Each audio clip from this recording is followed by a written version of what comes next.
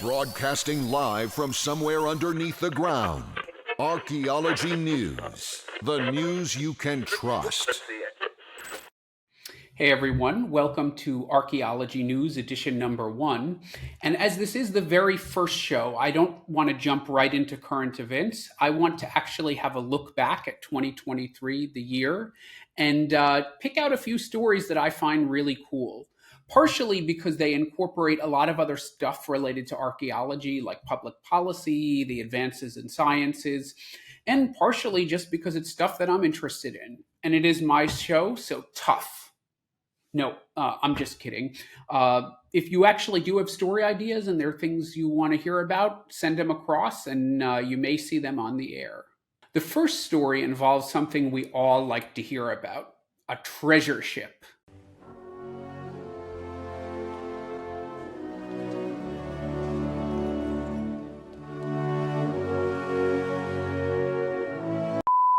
I know, in the very first ABCs of archaeology, I just got through telling you that archaeology is not about treasure hunting, but when you're talking about $100 billion. No, it isn't that much. It's actually only $20 billion, but still, $20 billion. What we're talking about now is the San Jose. This is a treasure ship that the president of Colombia, President Gustavo Petro, announced in November 2023 would be salvaged by a government-led team, and the spoils would be taken by Colombia. He cited a 2020 law passed by Colombia to make this claim. So, simple, right? It's in Colombian waters, they're claiming it, it's theirs. According to the 2001 Convention on the Protection of the Underwater Cultural Heritage, Colombia does have the rights to manage the site as it's in Colombia's territorial waters. But there are a lot of hitches. First, Colombia is not a signatory to the convention. You see, at the time of its passage and continuing to now, a bunch of countries did not support the convention. They either abstained or voted no. Some of these are the major maritime powers like UK, Russia, the US, and they have a lot of objections, but the main one being because they were historically the major maritime powers, they're the countries that have the most stuff lying around the seabed all around the world, and they don't want to give that up, especially if it's a grave site like those old war wrecks. So they do have a point there. On the other hand, former colonies in the Americas like Brazil, Colombia, Uruguay are also not party to the convention because they know the former colonizers left a lot of goodies in their coastal waters, and they don't want to have any sharing of the spoils, which the convention does make some provision for, and we'll talk about that in this case. Moreover, the convention adopts the principle that underwater cultural heritage, just like the stuff on land, should be left in situ unless it's threatened by something like development or some kind of environmental factor, and specifically prohibits its commercial exploitation, which salvage would be. So there's that.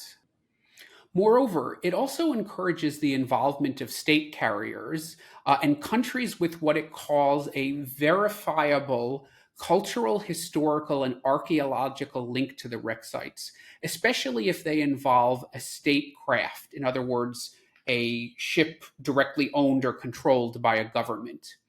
Now, that kind of vague wording does open up a can of worms, as we will see. And who would that be in the case of the San Jose? That would be Spain. This was a Spanish ship, and it was sunk in 1708 by the Brits during the golden age of piracy. Fire! Fire!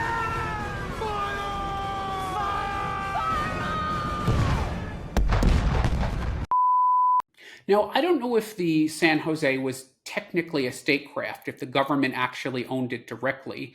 It may actually have been a private ship, but the disclaimer is that in those days, even the private companies that managed colonialism, like the British East Indies Company, a lot of them really acted in concert with the governments. So it's very hard to distinguish them as independent.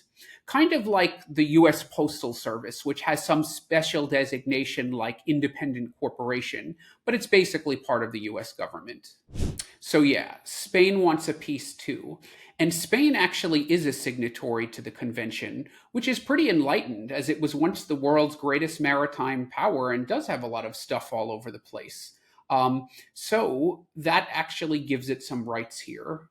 And to complicate matters further, since the 2001 convention was passed, UNESCO has on many occasions affirmed the rights of indigenous people, and that's a good thing.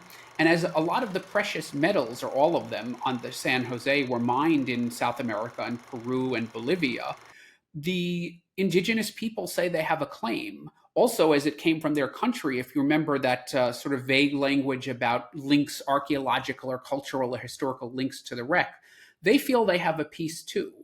So there's an indigenous group in Bolivia called the Cara, I hope I'm pronouncing that right, who have since pressed their claims to the San Jose and its treasure. And to make matters even messier, all of this relatively new international jurisprudence, this 2001 convention, well, it runs directly headlong into a much older and more universally recognized form of law around maritime salvage. And the problem is, maritime salvage is all about divvying up the spoils, whereas the 2001 convention is about protecting them in situ. And when it comes to the salvage laws, pretty much it's finders keepers. And the situation gets even more convoluted as this massive legalese gets even murkier than the bottom of the deep sea. Okay, I know that was corny. Anyway, there was this salvage group called Glocamora. Way back in 1981, they claimed to have found the wreck, and they passed the coordinates to the Colombian government with the agreement that they would split the booty 50-50. Agreed. Well, since 1981, Colombia has been on a political roller coaster, and that 1981 agreement, it didn't hold up so well. By 2015, the then president of Colombia, Juan Manuel Santos, he announced Colombia had actually found the ship itself, and in a different spot than Glocamora had originally told it. It was helped in this endeavor by a British company, Maritime Archaeology Consultants, and a pretty well-known American institution, the Woods Hole Oceanographic Institution in Massachusetts. So the plot just keeps getting thicker.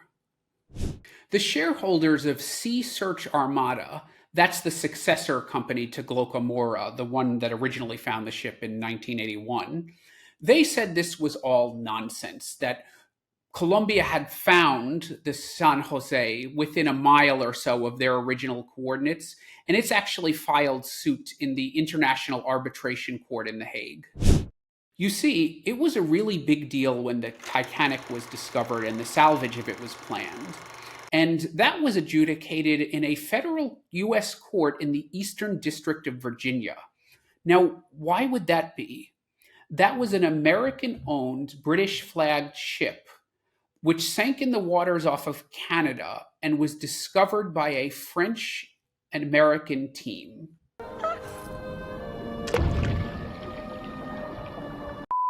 No, not that. This is a different court case that I'm talking about. Well, simply, the salvagers of the Titanic were really clever, and they perceived that the district court in Virginia would be very friendly to their claims. And what they did, therefore, is they brought the first bit of salvage to port in Norfolk, which is in eastern Virginia. That's actually where the U.S. Naval Fleet is based.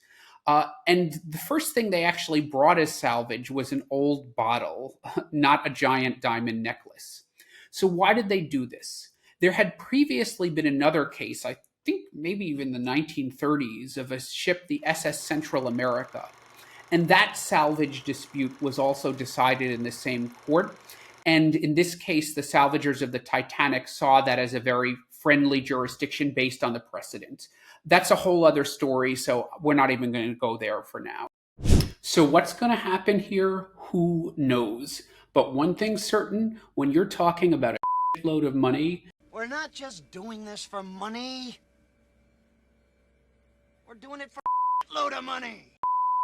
You know it's going to get ugly. And even though there's some people claiming that it's a lot less than $20 billion involved here on that ship, the fact that it could be means there's going to be a lot of interested parties, and there are. My guess is the San Jose is in Colombian waters, so their Navy is going to make sure nobody else gets involved but whoever they want to be. And for a bonus, I'm going to show you some footage of what the San Jose actually looks like under the water, courtesy of the BBC. Now, just as a teaser, you are going to see what look to be like gold coins. But if you remember way back from my first episode of Archaeology Porn, when I showed you the Antikythera mechanism, you'll know that gets crusty when it's down underneath the water for a very long time. The San Jose galleon has been searched since the moment it sunk. There are plenty of tales surrounding people searching the galleon, but it was finally the more recent attempt, the attempt of 2015 by the government, that finally found the actual place of the galleon.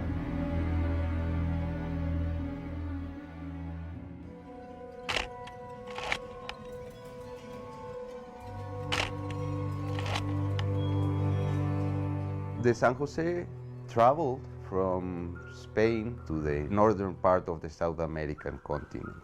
It was ambushed by the British in command of Captain Wagner. In the context of the Spanish Succession War, the king died with no successor, and there was this conflict between Britain, Austria, against mainly France and Spain, over whom should succeed him. They opened fire against the San Jose and against the San Joaquin, its sister ship. Then it sunk, taking to the depths hundreds of lives and all its cargo.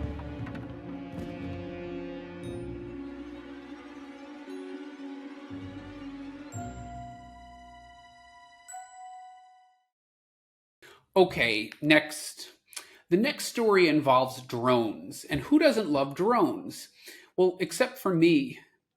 They're always buzzing in my ear. They follow me everywhere. I can't take it anymore. But that's another talk. So a group of archaeologists from Spain's University of Alicante, they're using drones to explore some remote and even dangerous caves for human exploration. And what are they looking for? Meso and Paleolithic cave art.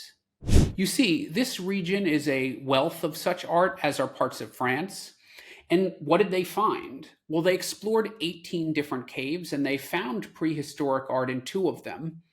The scenes depicted goats and deer and humans hunting them. I think based on a comparison with other known cave art sites, they believe these to be about 7,000 years old. Now, if you think back to the site visit I did to Cosque Mediterranee, those caves are older, like tens of thousands of years older. And if I remember correctly, most of them didn't show animals being hunted by humans. In fact, they showed sort of animals towering over humans and humans looking kind of insignificant. If I remember one scene, there was one with a bunch of animals that didn't look like they belonged together, who appeared to have had spears in them or something. But otherwise, the animals were in charge in that one. Now, as these paintings are so old... And of course, with the birth of the artist came the inevitable afterbirth, the critic.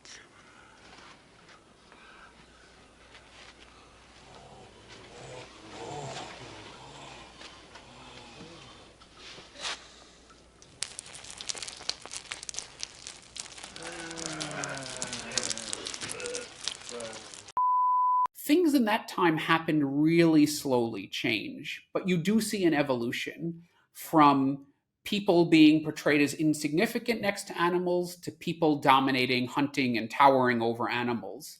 It might represent an evolution of thinking, which would make sense because over those 20,000 years or so, humans would have become smarter. They would have become better at technology and better able to manage their environment. So we might be able to infer some social change from these paintings. And actually, this is part of a trend of drones taking on dangerous archaeological work. In 2015, drones actually helped explore and survey the site of Palmyra. Now, that project was led by a group of archaeologists, actually helped out by the Russian military.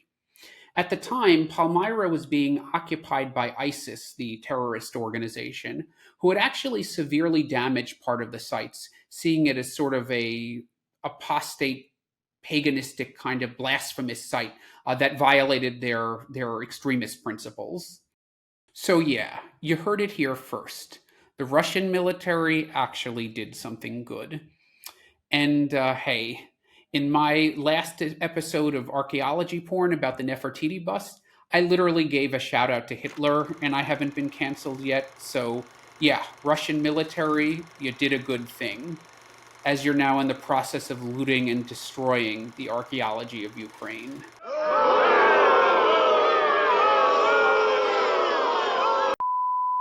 Okay, anyway, back to Spain. This all was made possible by the Advanced Pilot Assistance System, which basically allowed remote pilots to control these drones in the tight spaces of the caves. You see, it's now pretty normal to incorporate drones into archaeology, just like in that Palmyra project. The difference is those are to do things like surveying, like LiDAR imaging, etc., where the drone operates in a wide open space without a lot of obstruction. So those can even be autonomous drones or just like kind of first generation lower tech drones, which don't require as precise control. And think for a second back to the piece I did on Cosque Mediterranee.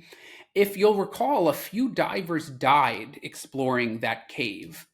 And now, as underwater drones are becoming more and more sophisticated and are very often used to probe those dangerous shipwrecks deep under the sea, it's probably not too long before they're going to be used by underwater archaeologists to do all kinds of stuff and maneuver in those tight spaces. So stay tuned for that. So there you have it, drones. Frontline soldiers in tomorrow's archaeological army. And if you want to read a little bit more about this, you can head over to my blog at intothedustarchaeology.com and check out this story. And finally, we're going to finish up with a paleoarchaeological story. No, that's not a new fad diet. That's the archaeology of really old stuff. And this one comes from Zambia, where an international team of archaeologists discovered the world's first known carpenters, who predate another very famous carpenter, probably the earliest one you've heard of, by about 474,000 years. Yup, you heard that right. These wooden objects are nearly 500,000 years old. That's so old that they couldn't even been made by humans, Homo sapiens, as they didn't appear until about 300,000 years ago. So these things were actually created by some of our ancient hominid ancestors. The team researching the site was an international team representing a bunch of British academic institutions, no UCL though, as well as some from Portugal and Belgium. Also involved were the British Museum, about a block from where I am now, and the National Museums Board of Zambia. The site, called Kalambo Falls, has actually been investigated since the 1950s, when the first bits of really old wood were found there. There was another excavation in 2006, and in 2019, researchers arrived, only to find the area they wanted to dig in flooded and the entire river changed course. So there goes that. Oh, but hey, that's just archaeology, and those are the kinds of things that happen. We roll with it. And yeah, you also heard that right. This actually went down 4 years ago, but it's very normal in archaeology for publication to be delayed. First of all, in a lot of cases, archaeologists don't want people to know where stuff is because they want to protect the site. If something is in a really remote location, there's not going to be a lot of security around there. Secondly, archaeologists are often overworked and underpaid, so publishing stuff gets delayed and deprioritized. And also, that was kind of right before COVID. So stuff must have hit the fan. And anyway, the stuff was published just in 2023, even though it was found in 2019. And again, that's totally normal. You'll often see stuff that's delayed by decades because it takes so long to analyze and sift through everything. So yeah, they needed a plan B. And plan B involved going upriver about 770 feet, rappelling down a 30-foot cliff onto a narrow bit of beach where they did some first exploration. And that's where they found the first old wooden object of the expedition, which they interpreted as a digging stick. And this was a young one, just 390,000 years old, that's all. And they would go on to find a bunch of other stuff, such as woodworking tools like a wedge. They found sort of a branch with a split in it and a notch, which they interpreted as part of a track, perhaps, and a long sort of log that was worked on both ends. Based on these finds, it's speculated that this might be like a woodworking area, and that might be some kind of a workbench. Now, we'll probably never know, but that's a pretty good guess based on these pictures. But how do we know conclusively how old this stuff is? The technique for the wood you probably have already heard of. That's radiocarbon dating. And most people sort of take that for granted as old hat, but it's actually a lot more complicated than you think, kind of an art and a science. But I'll save the details of that for another ABCs of archaeology. The really cool part was how they actually dated the sand. Now, this gets interesting and gets into a little bit more archaeology. But the next tool they used is super cool because there's actually all these super advanced ways of dating inorganic materials. And in this case, it was sand. So let me explain how this worked. Essentially, they used a process called post-infrared stimulated luminescence. And that's really too complicated to explain. I think I only understand the very basics. But my understanding is it's sort of a next generation version of something called thermoluminescence, which is actually used to date stuff like pottery and baked clay. So what they did was applied this technique to the sand around where the wooden objects were sort of situated underneath the ground. And that in archaeology is a really key term called context. And once again, this is kind of guesswork, but I believe how this works based on my knowledge of thermoluminescence is what they're exactly measuring is sort of like when the sunlight and heat last hit those grains of sand. And they do that by estimating the radioactive decay. So what it's saying was, when did the sunlight last hit this? When was it last heated? Which sort of says when those wooden objects were buried. And that should be the information that it's giving them. Now, this technique is not super accurate, but when you're talking about 500,000 years, give or take a few millennia is not really a big deal. So in this case, that thermoluminescence technique, the post-infrared stimulated luminescence, that yielded a 476,000-year-old date. Okay, so that's the news. And between what we talked about today involving scaling cliffs in the jungle, treasure ships, and drone armies, I'm probably doing more than anything to convince you that archaeology is just like Indiana Jones. Exactly not what I wanted to do. Anyway, I hope you enjoyed the archaeology news. That's a wrap on 2023. Hey, if you like what you heard, give me that thumbs up below, hit that bell to subscribe, or if you want to support more independent archaeology content, consider contributing to my Patreon, where you can enjoy some exclusive members-only benefits and other goodies. Until the next dig.